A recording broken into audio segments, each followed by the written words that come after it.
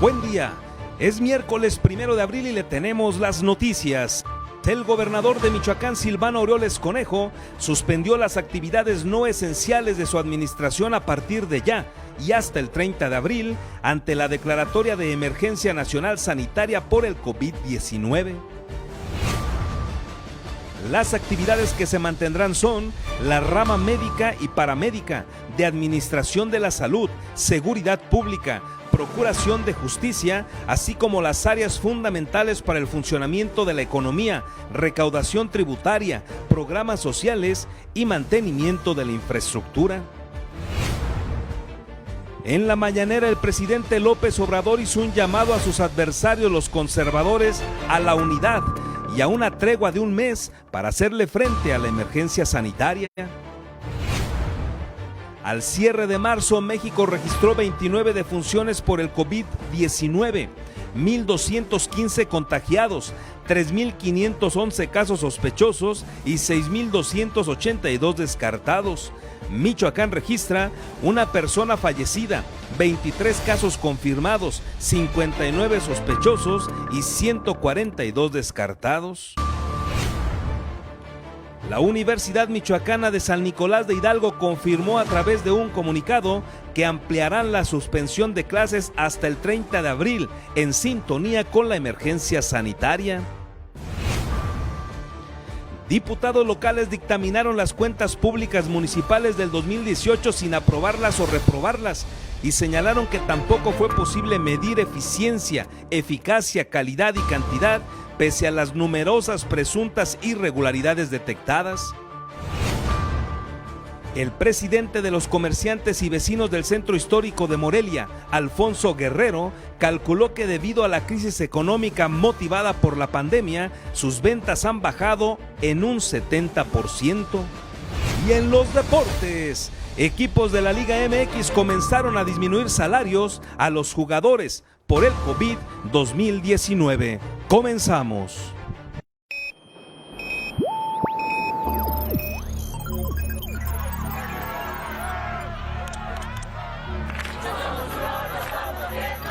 America will again. Alerta.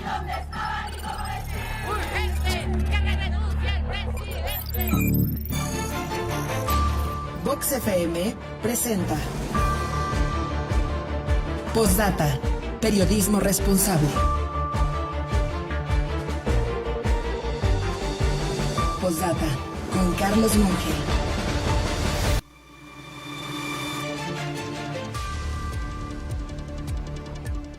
Buen día, gracias por estar con nosotros esta mañana de miércoles, ya 1 de abril. Estamos arrancando el cuarto mes del año y bien vale la pena recordar que será un mes de procurar estar en casa. Hoy es un gran debate esta situación a nivel nacional en los diversos plataformas digitales que tenemos. Hay un gran debate porque por un lado efectivamente hay que quedarnos en casa en la medida de lo posible, pero por otro lado también hay un grupo importante de personas que tendrán que seguir laborando. Hoy bien vale la pena hacer un reconocimiento, por ejemplo, a toda el área médica del país, de Michoacán, por supuesto, médicos, enfermeras y todo el personal que hace posible el funcionamiento de los hospitales, por citarle un ejemplo. Pero también está el debate entre aquellos que tienen la posibilidad de un empleo seguro y ya los han mandado a casa, les han permitido laborar desde el hogar, que bueno, hay que respetarlo, no son vacaciones. Y por otro lado tenemos esta complejidad, quienes trabajan para prácticamente ir al día, llevar el alimento día con día, y ellos están hoy en una situación extraordinariamente complicada. Así arrancamos este mes y serán 30 días en que deberemos estar en casa. Con gusto, con el gusto de siempre, le saluda su servidor Carlos Monge y déjeme comentarle que estamos todos listos aquí en Vox con los compañeros que hoy están en los controles. Manuel González se ha incorporado ya a esta transmisión desde ayer, le agradezco también el esfuerzo y por supuesto a mis compañeros que hoy todavía estamos aquí en la cabina. Daniel Guilleno lleva a cabo la transmisión en video para decirle justamente a usted y recordarle que Daniel Guillén y Víctor Jaramillo están ahí pendientes de que usted también pueda seguirnos a través de las redes sociales. Este espacio informativo, si usted está en este momento en casa, puede verlo también a través de la internet para que tenga la opción de no solamente escuchar la información, sino también ver las imágenes correspondientes. Y usted nos puede seguir en el Facebook, en postdata.news, ahí le dejamos esta opción, y en el común denominador de los días y en la información que estamos transmitiéndole, puede también seguirnos a través del Twitter en postdata_news. Ahí le dejamos estas opciones y nos vamos de lleno con la información, porque ayer el gobernador del estado, Silvano Aureoles Conejo, informó que su administración suspendió ya las actividades consideradas no esenciales. A partir de ayer y hasta el próximo 30 de abril, se van a quedar ya en casa la gran mayoría de los funcionarios, de los burócratas, repito, con actividades no esenciales. Todo ello para proteger la salud de las familias ante la declaración de emergencia nacional sanitaria por el COVID-19. Destacó que las únicas actividades que se mantendrán e incluso lo harán con mayor intensidad son las necesarias para atender la emergencia sanitaria, como la rama médica, paramédica y todo lo referente a la administración en el ámbito de la salud. Estarán igualmente trabajando seguridad pública y protección ciudadana, la procuración de justicia, así como los factores fundamentales para el funcionamiento de la economía, como son la recaudación tributaria, el transporte, operación de programas alimentarios y sociales, así como el mantenimiento de la infraestructura para garantizar los servicios básicos. Le dejo aquí lo que ayer señaló a través de las plataformas digitales el gobernador Silvano Aureoles. Anuncio que a partir del día de hoy y hasta el 30 de abril quedan suspendidas todas las actividades del gobierno estatal que no son esenciales, de tal manera que las trabajadoras y los trabajadores puedan ir a sus casas y resguardarse como el resto de la población y así evitar el riesgo de contagio. Las únicas actividades que se seguirán dando y que seguirán activas, e incluso muchas de ellas con mayor intensidad, son aquellas necesarias para atender la emergencia sanitaria por la que atravesamos. Me refiero concretamente a las actividades de la rama médica, paramédica y administrativa en materia de salud. Igualmente a las actividades relacionadas con la seguridad pública y protección ciudadana, así como la procuración de justicia. También los sectores indispensables para el funcionamiento de la economía, como el de la recaudación tributaria, transporte, operación de programas alimentarios para atender los sectores más vulnerables y mantenimiento de infraestructura para garantizar los servicios básicos a la población durante la crisis. La comunicación y correspondencia institucional generada por las dependencias y órganos desconcentrados del Poder Ejecutivo del Estado deberá hacerse a través de medios electrónicos para su entrega y recepción.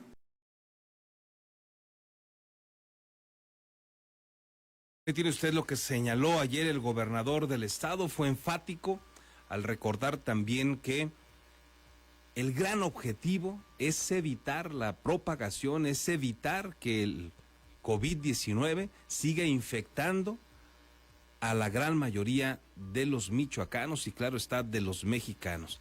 Y esto vale la pena tenerlo en cuenta porque en dado caso de que no tomemos las medidas preventivas que nos recomiendan, no habrá hospitales, no habrá camas suficientes, no habrá respiradores o ventiladores necesarios para apoyar a quienes lleguen a una condición de gravedad, que si bien es cierto, el promedio que se maneja de un 4, un 5% de los infectados que llegarán a un esquema de gravedad, ojalá que no, pero esa es la cifra que se está manejando, digamos, en el promedio.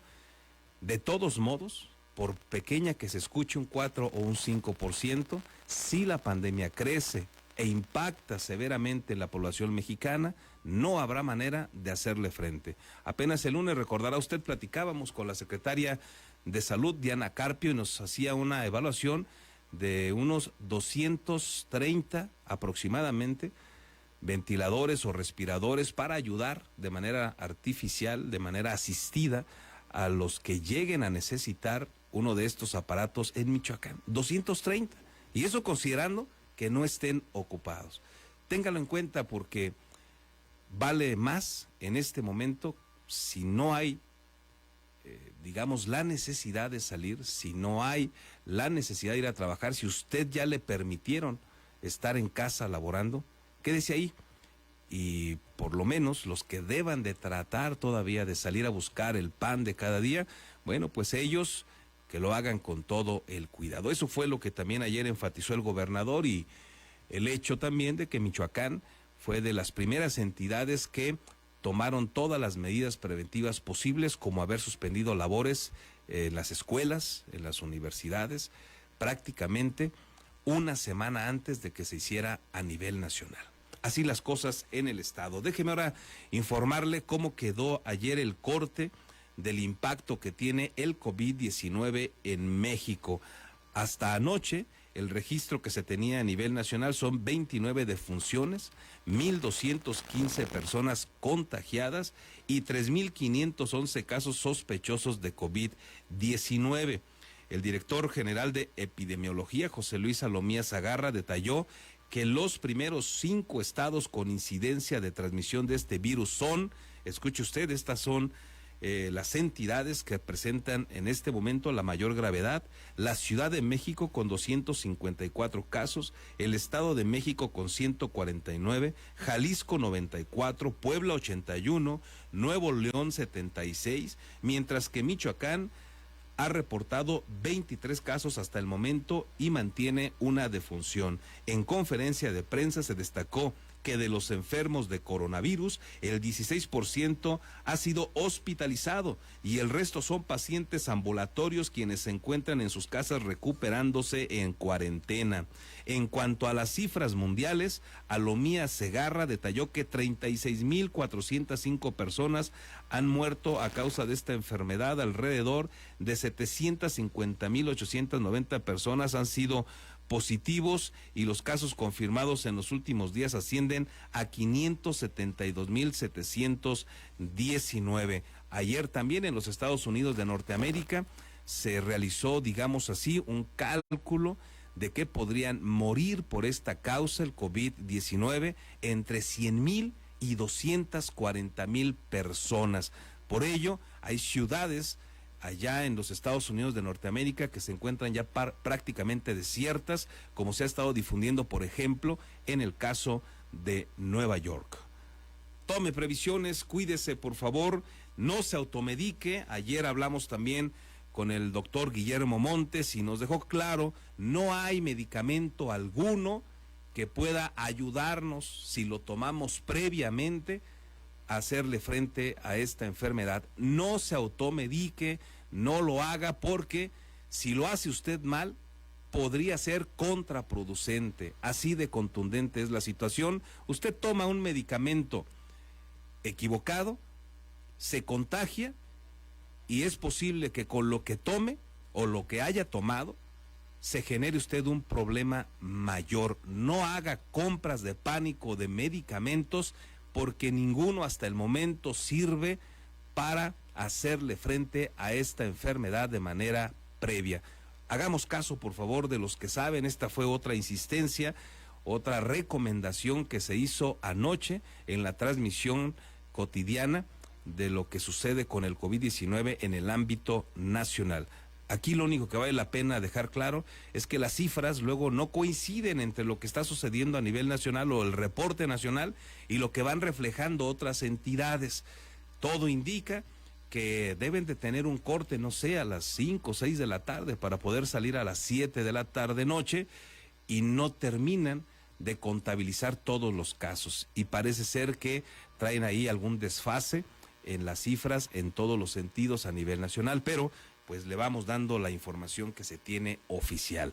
Ayer también en la mañanera el presidente Andrés Manuel López Obrador hizo un llamado a sus adversarios, a los que él llama también los conservadores, a estar unidos a una tregua de cuando menos un mes, dijo, para hacerle frente al coronavirus. El presidente Andrés Manuel López Obrador hizo un llamado a sus adversarios a la unidad y hacer una tregua de un mes ante la emergencia sanitaria que vive México por coronavirus COVID-19. Incluso llamo a la unidad a los adversarios, a los conservadores. La patria es primero. Que ya le bajen una rayita, porque está la campaña en medios, en redes, desbordada, abruman, fastidian, se hacen daño. Enfatizó que en medio de la epidemia es necesario decir la verdad y actuar con ética, y reiteró su petición a los pobladores a cumplir con las medidas ante la emergencia sanitaria. No le hace que el expresidente Calderón haya puesto que comí con el hermano de Guzmán Loera y era un médico del seguro, pero a lo mejor hoy ofrece disculpa. Pero eso no importa porque la gente sabe distinguir. También recordó que hizo una tregua con jefes de Estado para que no hubiera imposición de aranceles de manera unilateral, que no se optara por protocolos comerciales y que se resolviera el precio del petróleo. Bueno, ahí está la tregua que pide el presidente de México. En primera instancia, no sé usted si lo piense, pero mi duda es si él podrá aguantar 30 días en esa tregua. Regularmente no ha habido un solo día en sus mañaneras, que incluso me atrevo a decir que ni en sus discursos, que se olvide de los conservadores o de los adversarios, como también suele llamarlos. No ha habido un solo día en que no encuentre un motivo para recriminarle a alguien, el que le cuestione, el que le pregunte, el que intente, dice él, compararlo con alguno de los expresidentes. Vamos a ver si el propio Andrés Manuel López Obrador, presidente de México, puede abstenerse, puede hacer valer su palabra de tener una tregua con los que él llama los conservadores. Ayer también el presidente de México insistió en este llamado a toda la población a que cumpla con las medidas anunciadas en la declaratoria de emergencia del coronavirus, y reiteró también su petición a todo el sector empresarial para no despedir a trabajadores y garantizar los sueldos. Anunció que este domingo en Palacio Nacional dará su informe trimestral en donde prevé dar a conocer a detalle el plan de salud para enfrentar la crisis por COVID-19, así como el plan económico para la misma situación. Queremos imaginarnos que este informe pues será prácticamente solo en el Palacio Nacional. Esperaríamos que para ser ejemplar en esta emergencia sanitaria, el presidente solamente tenga las cámaras ahí adentro y hacer una transmisión estrictamente en una plataforma o en todas las plataformas digitales, pero sin la presencia de aplaudidores o acompañantes o trabajadores o sus empleados o sus cuates del gabinete. Ojalá que no, ojalá que esto que va a hacer el presidente lo haga de manera ejemplar y lo haga solamente a través de las plataformas digitales.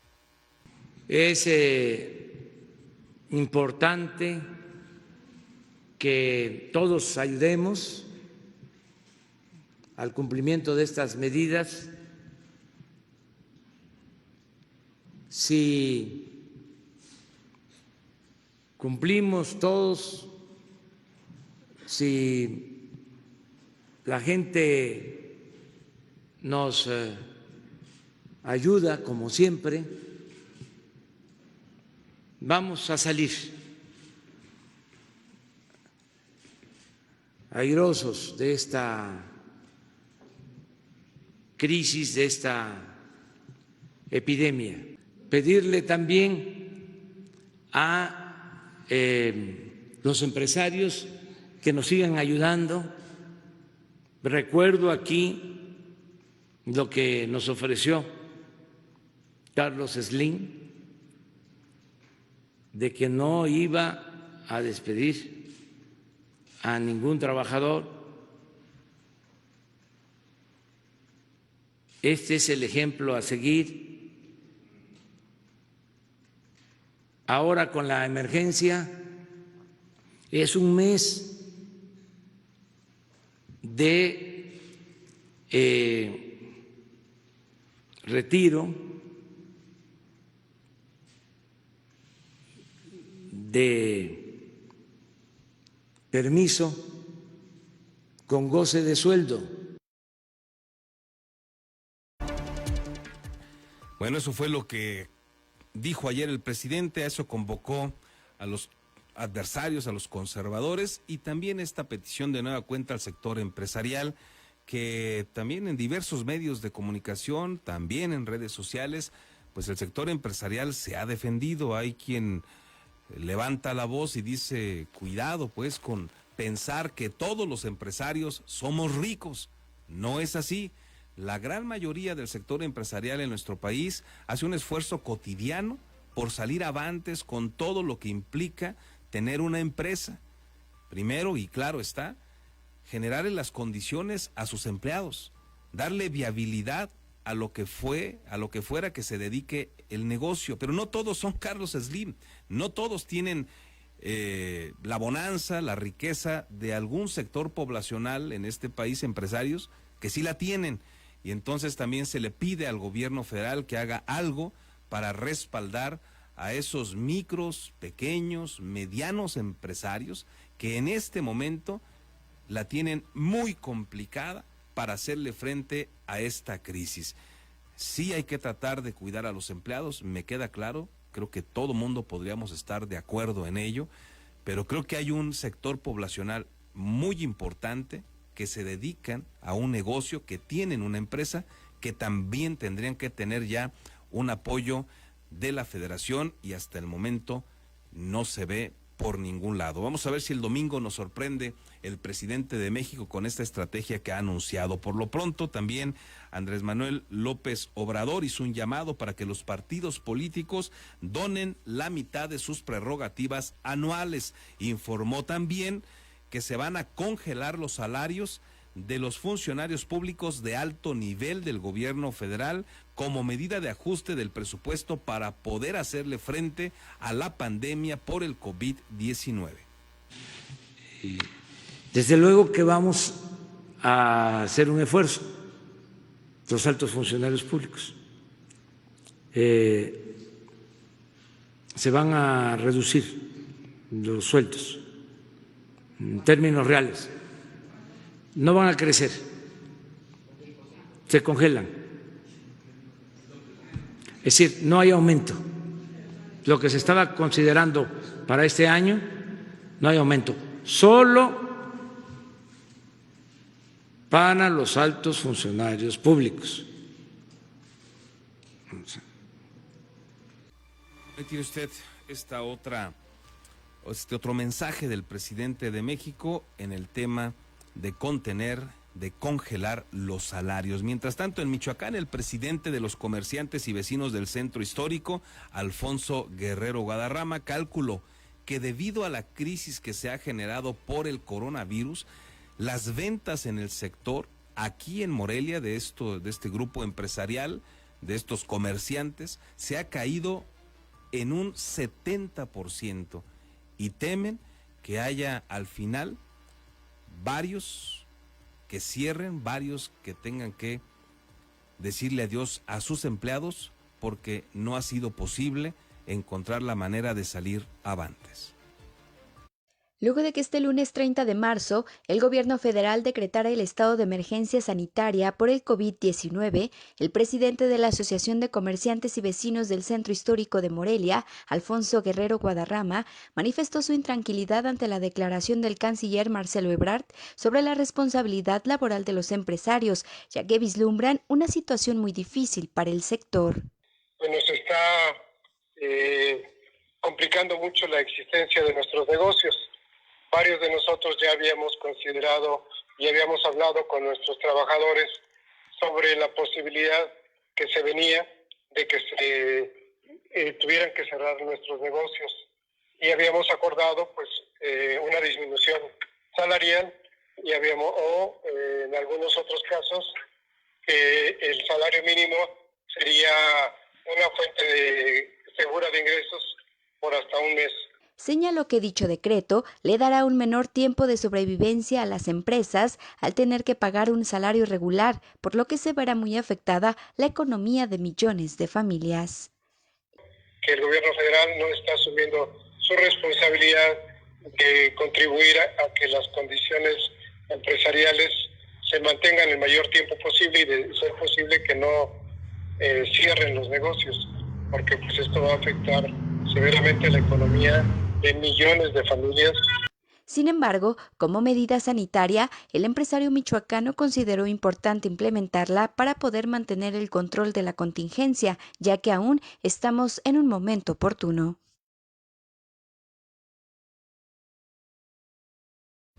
Bueno, complicado, como ya le comentaba hace unos instantes, el tema de los empleos, el tema de estar justamente generándole la posibilidad a todos y cada uno de los que trabajan para alguna persona el quedarse todavía vigentes, cobrando ante la crisis que se tiene.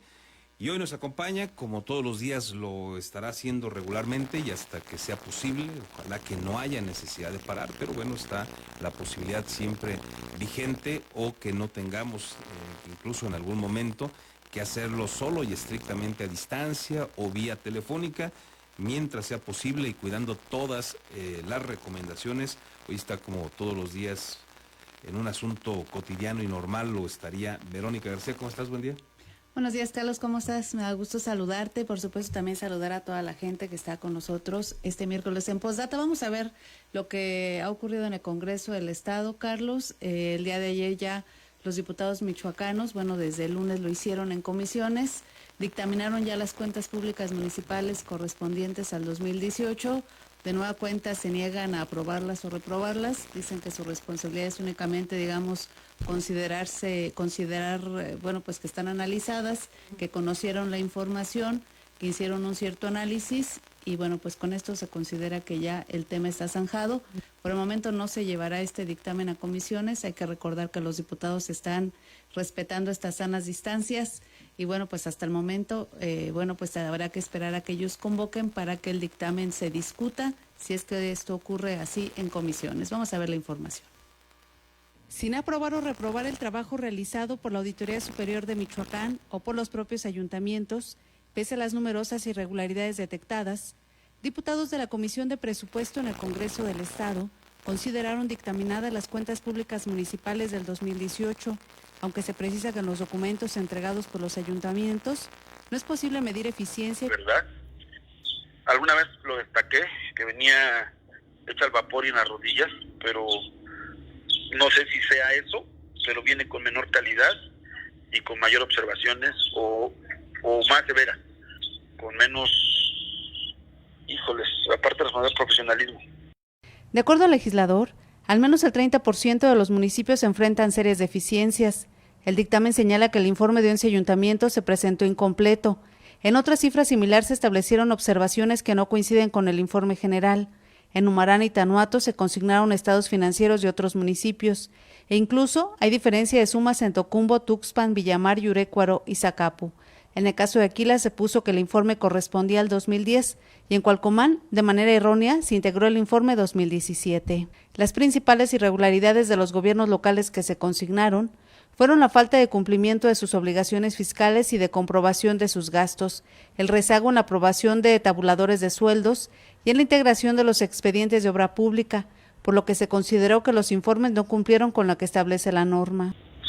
Mira, hablando así y sin nombres y sin un número determinado, pues más del 30% los que tienen casos severos y que le falta mucha materia y que están todavía en su cancha para subsanar, pero que les falta ahí, yo digo, oficio y también alto sentido de responsabilidad de los municipios. En consecuencia, se estableció un plazo de 30 días naturales para que la auditoría informe los motivos por los que no se cumplió con el plan de fiscalización y de 60 días para que la unidad de control notifique las acciones implementadas al respecto. Con imágenes de Daniel Guillén, reportó para Postdata, Verónica García.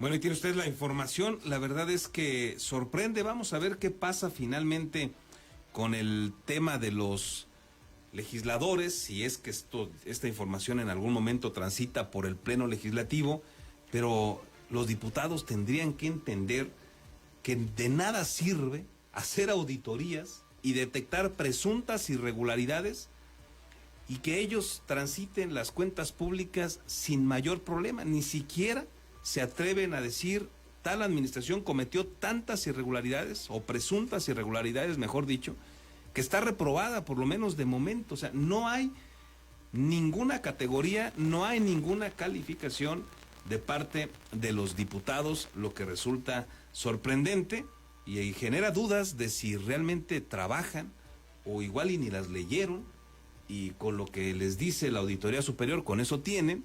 Y entonces no hay sanción alguna. Ojalá que esto cambie pronto, ver.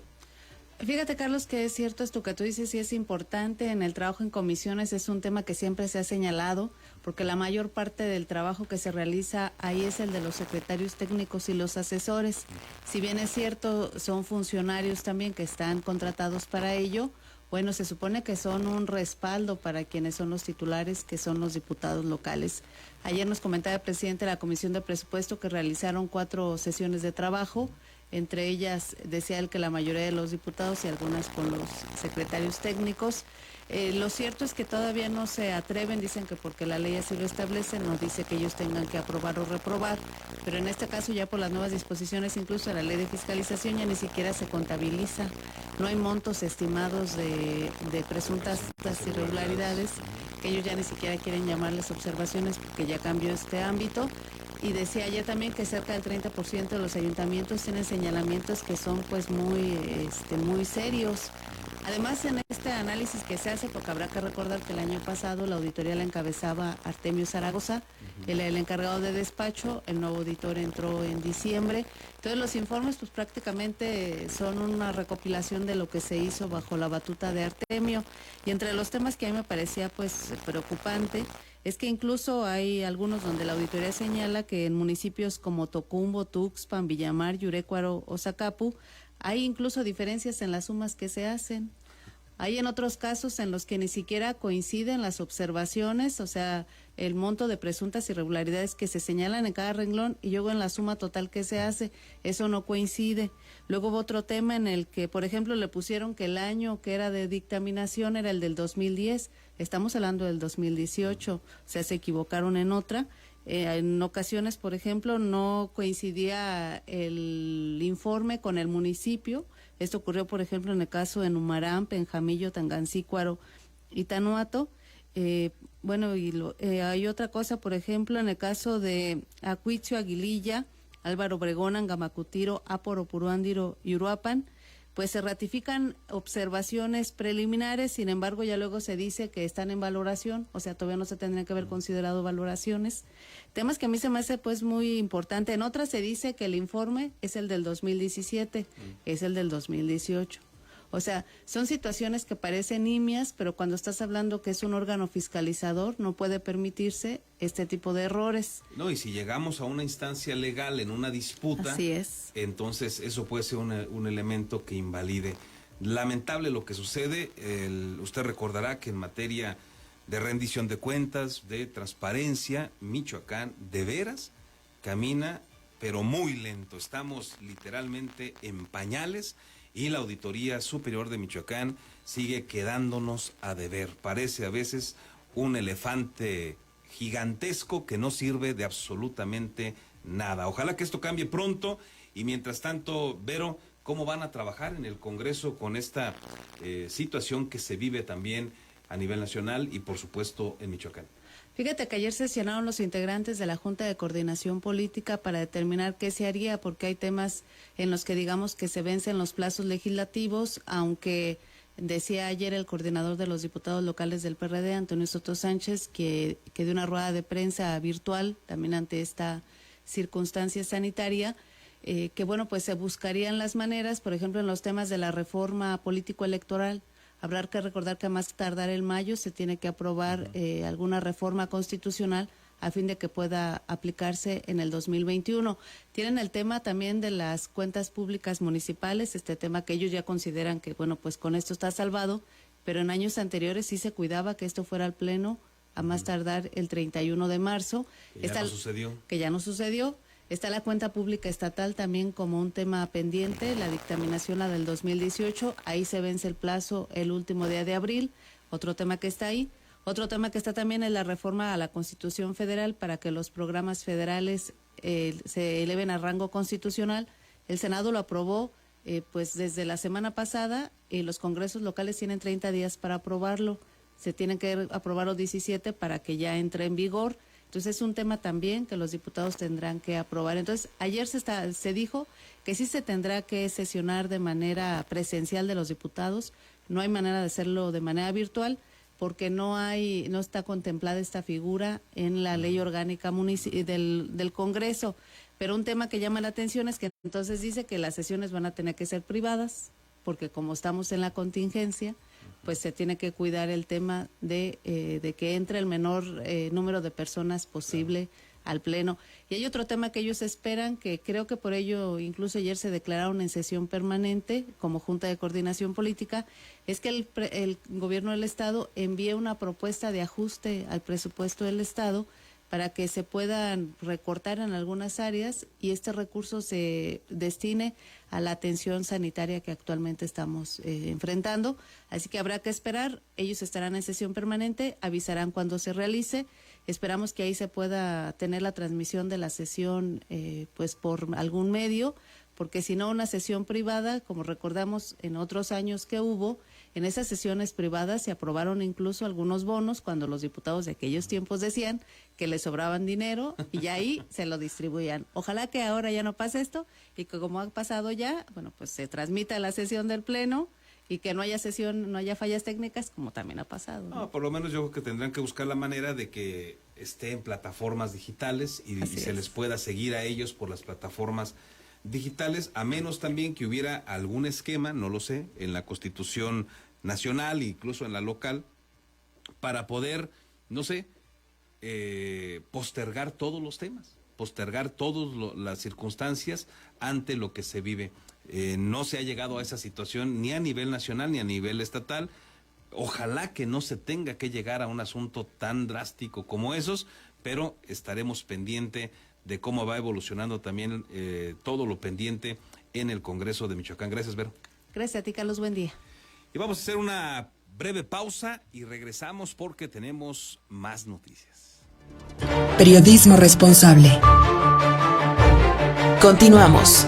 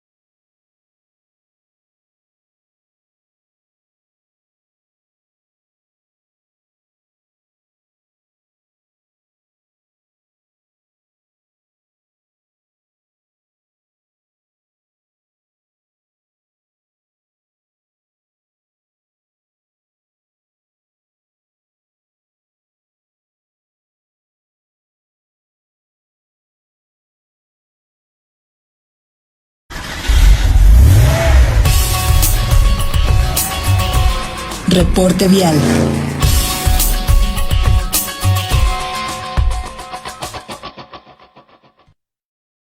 Ya estamos de regreso y vámonos al reporte vial con Paco Sotomayor. ¿Qué nos tienes hoy, Paco? Buen día.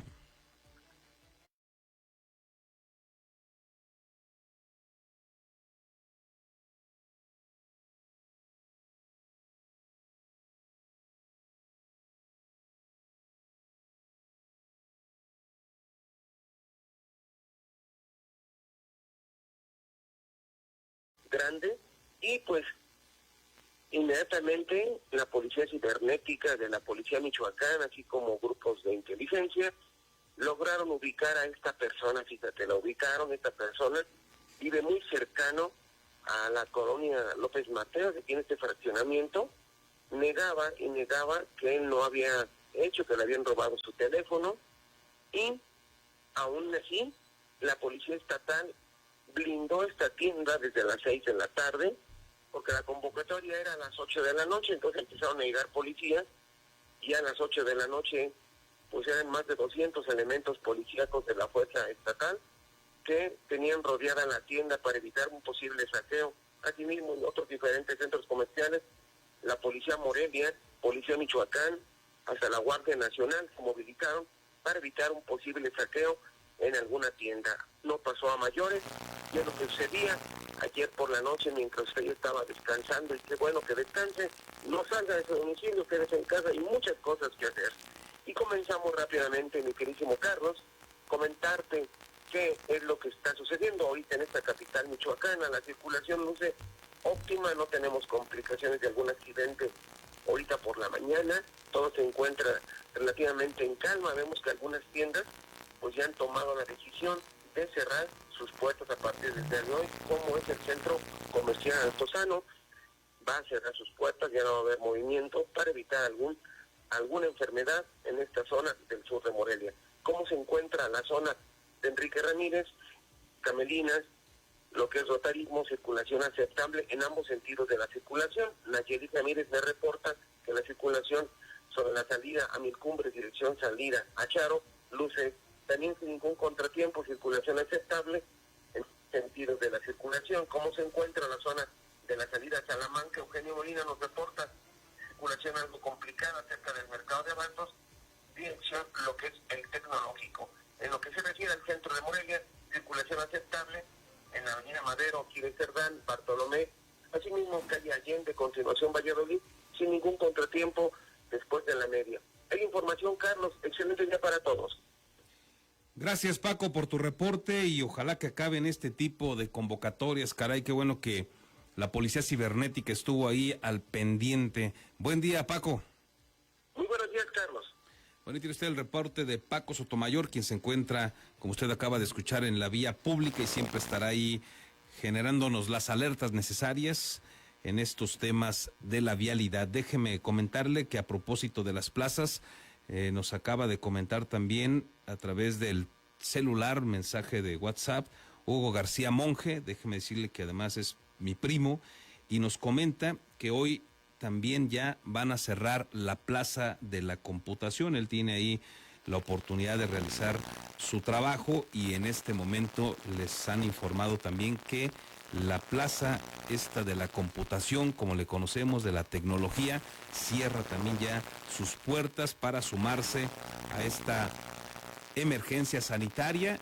Y por una parte dirá uno que bueno, que se están cuidando todas las posibilidades para evitar el contagio masivo, pero por otra, lo que hablábamos desde el principio de este espacio informativo, que complicado para los que tienen una empresa en este sentido y que ahí tenían o tienen apostadas pues todas sus oportunidades, todas sus posibilidades para llevar el alimento a sus hogares. Una situación complicada. Hay un grupo poblacional muy grande de empresarios que requieren apoyos. Veremos también si los obtienen para que a su vez ellos mantengan a sus empleados. Vamos a tratar de comunicarnos con Conrado Álvarez, que nos tenga la información también en el ámbito de la seguridad. Mientras tanto, déjeme leer algunos de sus mensajes y recordarles nuestra línea de WhatsApp para que nos haga llegar sus comentarios, críticas, sugerencias.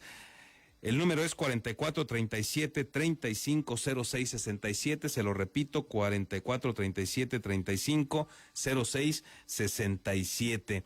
Nos manda un mensaje Víctor Pérez, dice: enhorabuena Carlos, sin duda se les extrañaba, bienvenido, ánimo, mucho éxito y que Dios les bendiga. Gracias por el mensaje. También nos lo hace llegar Miguel Tejeda, contador público. Saludos y éxito en el nuevo proyecto. Nos pide que le recordemos las redes sociales, ya se las acabo de pasar acá por el WhatsApp. Gracias a todos por su confianza, por su llamado y por sus mensajes. Y vamos justamente con Conrado Álvarez. Conrado, ¿cómo estás? Buen día, ¿qué nos tienes? ¿Qué tal? Buenos días, es un gusto saludarte, mi querido Carlos, es un gusto saludar también a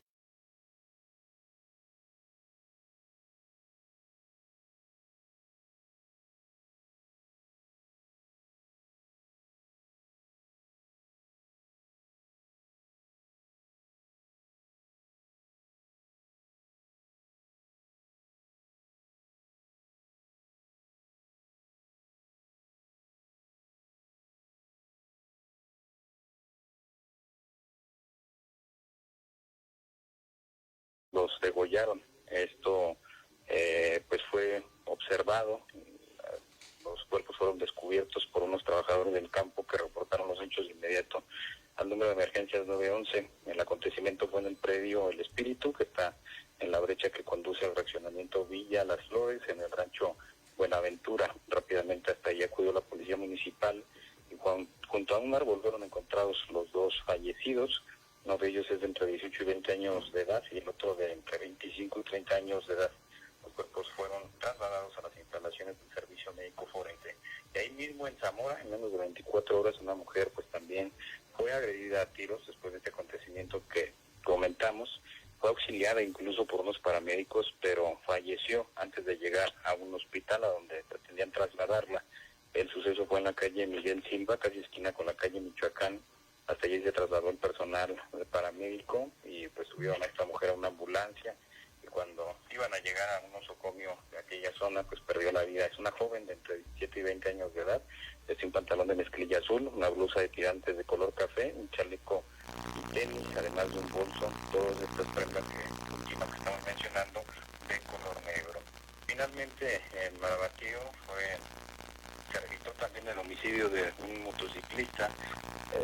De esta manera se movilizó el personal de la Secretaría de Seguridad Pública y capturaron al presunto asesino. El ataque fue en el Libramiento Sur, a la altura de la colonia Francisco y Madero. Rápidamente llegaron paramédicos de Protección Civil y confirmaron el deceso del ciudadano. De esta manera se movilizaron los agentes de Seguridad Pública y capturaron al presunto asesino en una brecha que está ubicada en la zona donde pasó el crimen. Este se identificó como Celestino, fue puesto a disposición de la representación social para que su situación legal le sea resuelta conforme a derecho. Estimado Carlos, la información, es un gusto saludarles a ti, a Berito, y a todos los amigos que siguen precisamente el programa. Muy buenos días. Buen día, Conrado, gracias, estamos en comunicación, buen día. Claro que sí, quedamos pendientes, buenos días.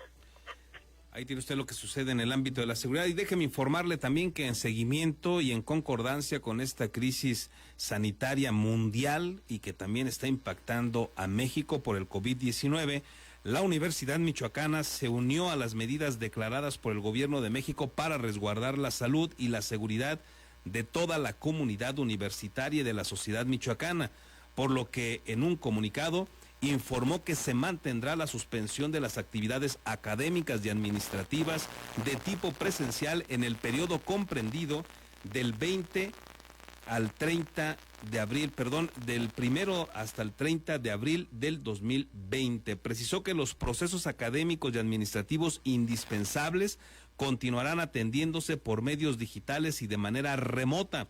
Reiteró que las actividades de investigación se reducen al mínimo indispensable, aplicando estrictamente todas las medidas preventivas dadas a conocer con anterioridad. Así es que la Universidad Michoacana también amplía su periodo hasta el 30 de abril y habrá que esperar qué suceda el 30 de abril. Ojalá que todo pueda entonces regresar a la normalidad. Así es que ahí tiene usted lo que sucede en la Universidad Michoacana y rápidamente nos conectamos ya con el compañero Luis Manuel Baeza, que nos tiene la información deportiva.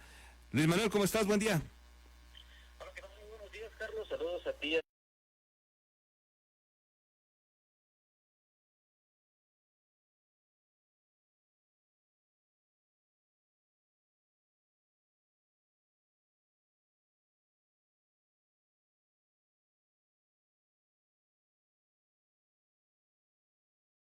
Equipos de la Liga MX y Ascenso MX han comenzado a disminuir salarios debido al coronavirus.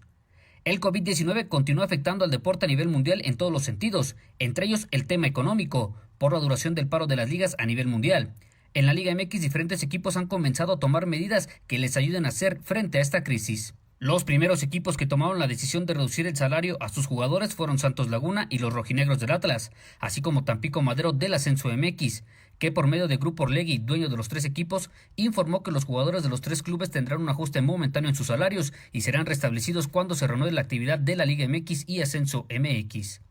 Otra institución que se ha sumado a este movimiento fue el conjunto de los Pumas, que también anunciaron que habrá un diferimiento en los pagos a los que conforman el Club Pumas UNAM, sin afectar a los que menos ingresos tienen. Por su parte, Grupo Pachuca, que tiene bajo su mando al equipo de Pachuca, León y Mineros de Zacatecas del Ascenso MX, anunció por medio de sus redes sociales que los jugadores del primer equipo, cuerpos técnicos, directivos y gerentes de cada institución tendrán una reducción en su salario para apoyar de esa forma a los demás integrantes de cada institución.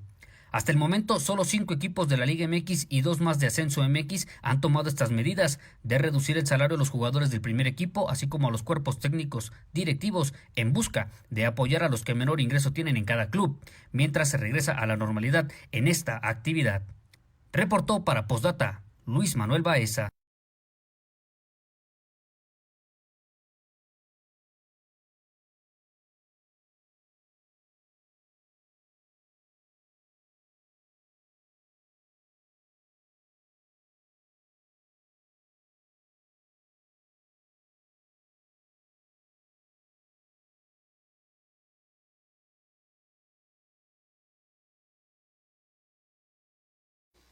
Y bueno, con esta información estamos llegando a la parte final de esta emisión de Postdata.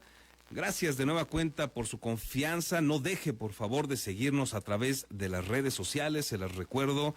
En Facebook, encuéntrenos como postdata.news. En Twitter, somos postdata_news. Y además, nuestro portal donde usted puede tranquilamente ver toda la información que estamos generando es www.postdata.news. Ojalá que estemos en contacto y todas las recomendaciones y sugerencias son bienvenidas. Lo voy a dejar para que se quede con la información ahora en voz de Ignacio Martínez. Postdata, faltan medidas gubernamentales que respalden al sector empresarial, porque ojo, no todos los empresarios son ricos.